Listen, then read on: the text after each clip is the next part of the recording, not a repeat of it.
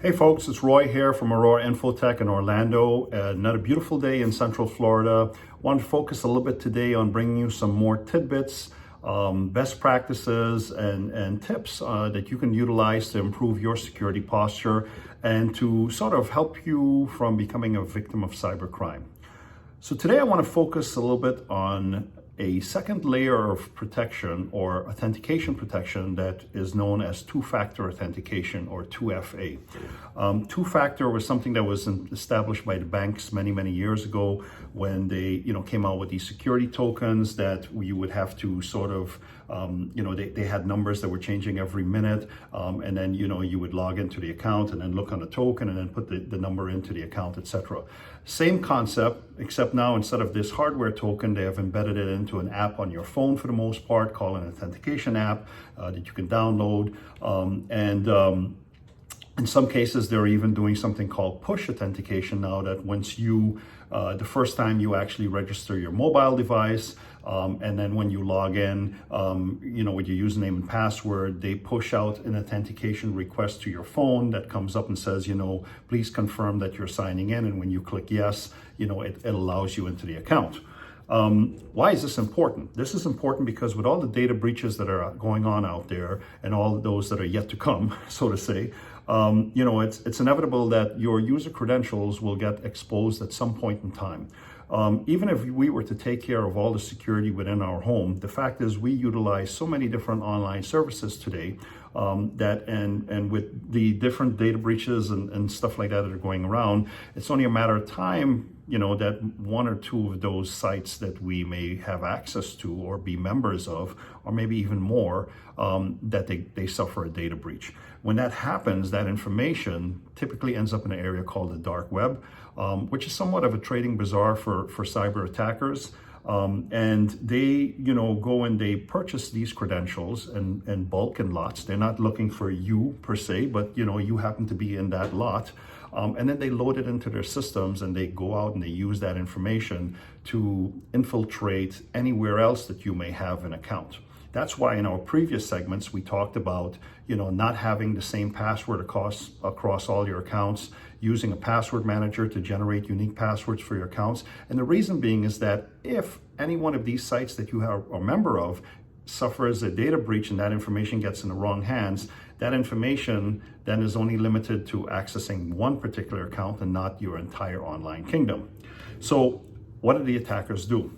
The attackers are using sophisticated computer systems today to actually go out and data mine or scrape the web and look for any place where they can find that your email account or that those compromised credentials have been used.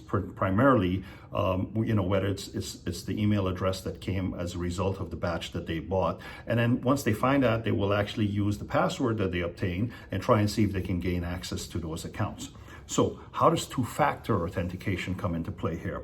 Well, think of it this way. Remember when we were kids and we needed to have the secret password to get into a party or to get into, into a room where the rest of our friends were, etc., or even a club, getting into the VIP area? Well, think of it as in that sense. The username and password gets them to the front door, but the secret passphrase is what's needed to go beyond the front door. So if they use the username and password that they obtain from the dark web, yeah, they may be able to knock on the door. They're knocking on the door to get into your account, but unless they have that two-factor, that second credential, that number that changes every 60 seconds, unless they have that in their hands, they're not getting past that point.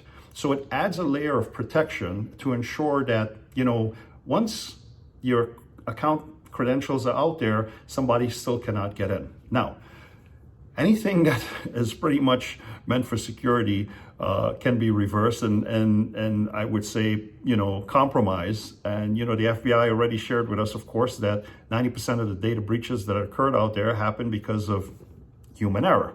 So it is quite possible that somebody can get past two-factor authentication just by tricking you into giving them that code. For example, calling and saying they're, calling on behalf of your bank and they need to verify some nefarious activities. But you need to be wiser and just hang up the phone at that point in time. And this is just an example, but it has happened. Hang up the phone and you institute the call to the bank. So implement two-factor, folks. Every online service that's out there today has two-factor capability. Some of them actually make it mandatory.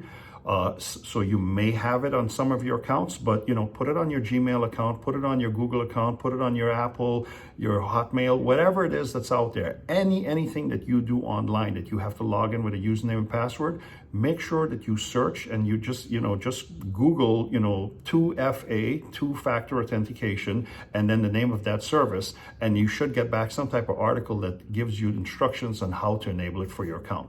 Folks, I hope that this has been a helpful tip for you. If you like what we're doing, please like us below, and certainly feel free to share this with all of your friends and contacts. The more knowledge and awareness that we can bring on cybersecurity and the steps that you can take to increase your security posture and those of others is certainly in our interest. Like us on YouTube, and by all means, please below, give us feedback, any other topics you'd like to see us come out with. Have a great one, enjoy the rest of your day, and keep crushing it. Ciao.